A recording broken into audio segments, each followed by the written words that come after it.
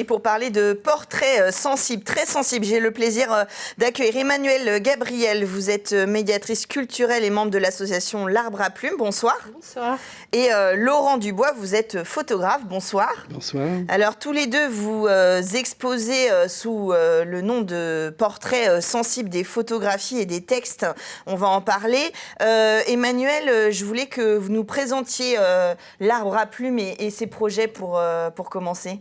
Eh ben, l'association L'Arbre à Plumes est une association sartoise qui existe depuis 2003 et qui a comme objet de développer des projets, des chantiers, des ateliers qui permettent à chaque personne, tout un chacun, de pouvoir s'exprimer en fait. Et on va dire que le cœur de notre association, c'est d'être persuadé que chacun a un trésor énorme au fond de lui.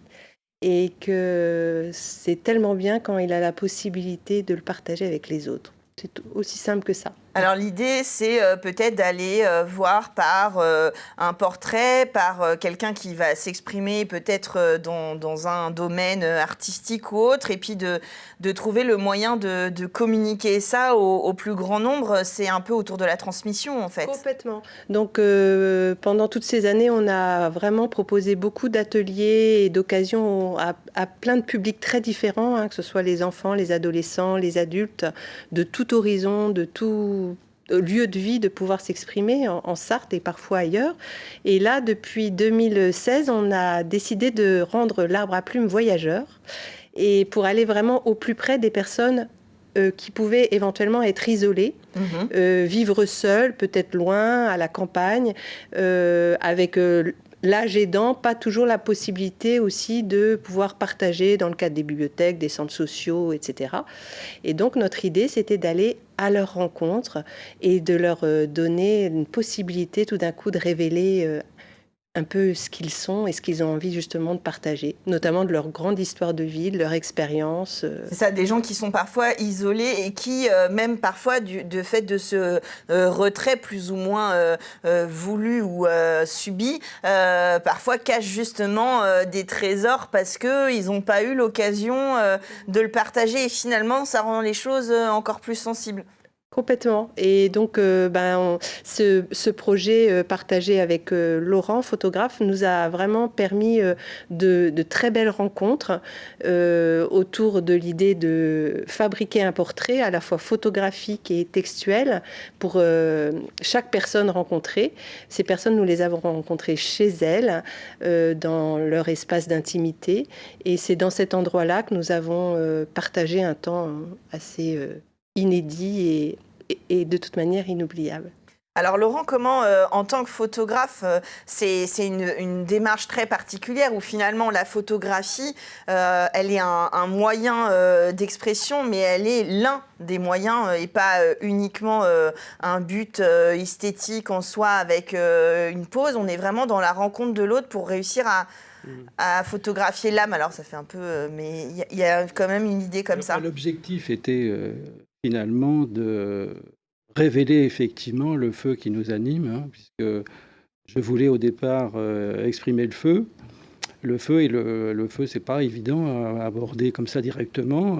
J'ai approché la pierre, le bois, l'eau, mais donc le feu, je l'associe à l'homme, enfin à l'être humain, à ce qui est à l'intérieur. Et finalement, ces portraits, on a été submergé par la dimension humaine, hein, c'est évident. Et au-delà de l'esthétique, alors ça, je ne peux pas en juger, mais c'est surtout des rencontres extrêmement touchantes avec les personnes. Il y a un écrivain, Patrick Deville, qui dit « Chaque personne devrait avoir droit à sa biographie, tellement il a vécu de choses ». Là, on a été confronté à cette réalité, c'est-à-dire les gens les plus simples ont aussi une richesse. Et on a été vraiment très touchés par ça, par cette richesse-là. Alors, ça se passait comment cette rencontre? Parce que c'est vrai, quand on voit ces portraits qui sont très touchants et qui ont une esthétique particulière, moi je peux le dire que je trouve très marquante et jolie. J'aime pas trop ce mot-là parce que il y a une sorte de jugement derrière, mais en tout cas, il y a une rencontre qui se fait lorsqu'on voit ces portraits. Vous rencontriez les gens, vous discutiez avec eux avant de faire leurs portraits, que ce soit avec des mots ou avec les photos. Comment se passait un petit peu cette démarche de portrait sensible ? On peut dire qu'il y avait une sorte de mystère quand même de la confiance, que j'appelle le mystère de la confiance. C'était pas simple, hein, et on rentre pas chez les gens comme ça. En plus, se faire photographier, surtout à cet âge, c'est pas simple. Il fallait vraiment créer les conditions pour que la personne soit à l'aise, etc. Donc, on venait dans un premier temps présenter le projet, voilà. Ils étaient d'accord ou pas, c'était tout à fait libre. Et ensuite, on revenait une deuxième fois pour installer une cabine. J'ai installé une cabine d'essayage de tissu noir dans laquelle la personne rentrait, et puis par le dialogue, par l'échange verbal, par l'histoire de vie que la personne développait, Emmanuel retenait des choses, notait des choses qui serviraient après au portrait écrit. Tandis que moi, par la lumière de 2 bougies à l'intérieur de cette enceinte noire, il y avait une sorte de rituel qui s'opérait. Et ce rituel permettait quand même quelque chose d'unique, quoi. Ouais, alors c'est vrai qu'en plus, voilà, la boîte noire, la lumière à la lueur de la bougie, tout ça, ce sont évidemment des procédés qui sont extrêmement importants, qui font sens en dehors également, de l'aspect, encore une fois, encore en dehors de l'aspect esthétique et matériel, qui font sens, le fait d'être dans une sorte d'isoloir, quelque chose de très intime, une lumière qui existe depuis la nuit des temps. Vous parliez de portrait joli, moi je refuse cette notion. C'est ça, non, mais c'est pour ça que je me suis reprise tout de suite. Le portrait joli ne m'intéresse pas.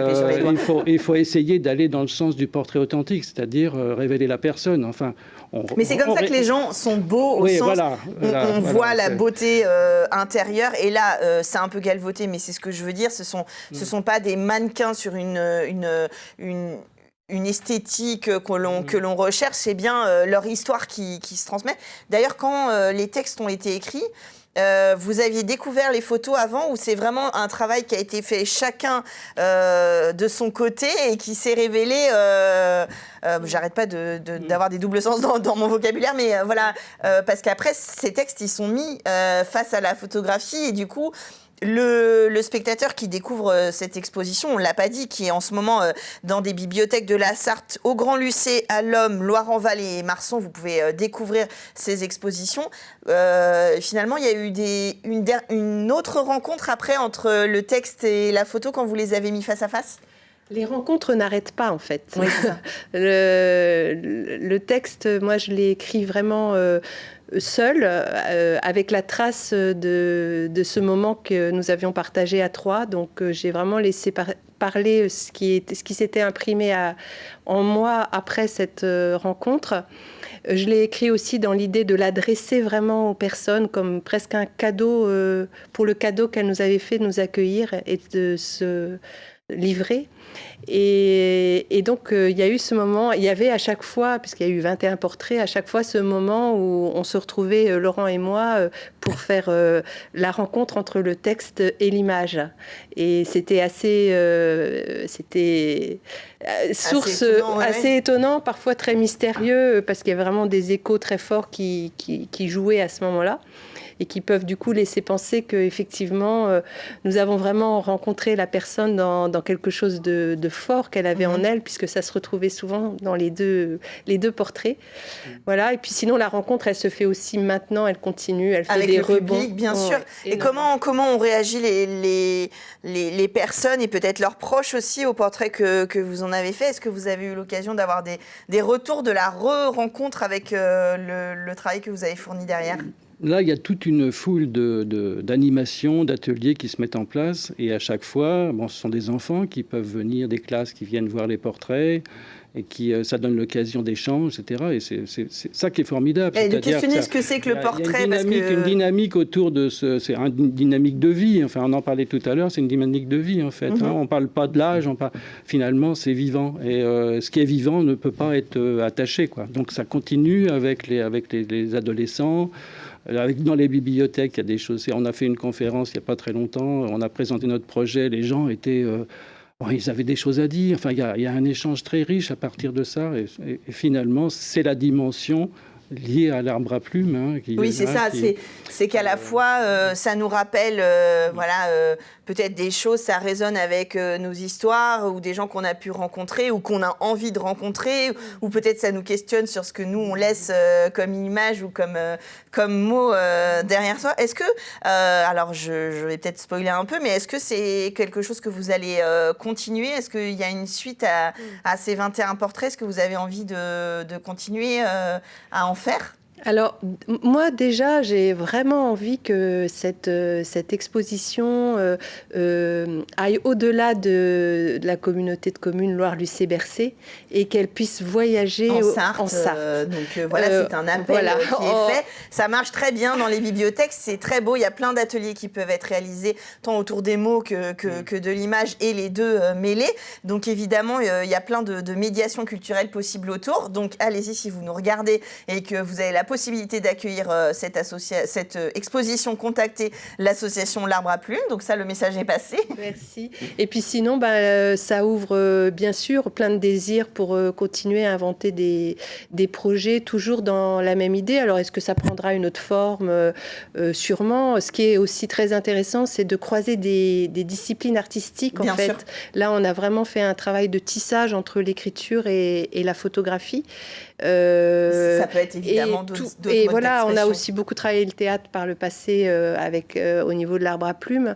C'est une dynamique de rencontre aussi, parce que c'est aussi une rencontre entre un photographe et une association. Donc oui, ça nous donne envie d'imaginer encore plein de choses. Et si on a envie, qu'on est artiste ou qu'on a une pratique qui veut toucher les gens ou qui va dans cette rencontre et dans cette idée que vous avez, ce beau projet de l'Arbre à Plumes, on a mis votre site internet pour éventuellement vous contacter et puis proposer d'autres aventures. En tout cas, portrait sensible, donc Laurent Dubois et Emmanuel Gabriel, l'exposition qui tourne en fait, donc les portraits sont exposés dans les 4 bibliothèques citées et tournent pour que vous puissiez les découvrir les uns les autres jusqu'en janvier 2022 et j'espère bientôt dans d'autres lieux en Sarthe. Merci d'être venu nous en parler.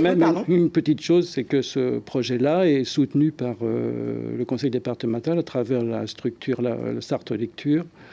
Donc ils sont là et ce sont des partenaires qui ont publié des petites plaquettes qui annoncent tous nos ateliers, toutes nos manifestations autour de ce projet. Donc il fallait aussi... Oui, bien sûr, tout à fait, puisqu'il nous faut aussi des gens pour nous aider à monter ces projets associatifs. Merci à tous les deux d'être venus nous en parler sur le plateau. Merci. Et puis vous reviendrez nous parler de la suite de ces rencontres avec l'Arbre à Plumes. Et nous, on continue avec d'autres rencontres particulières tout de suite dans Culturel.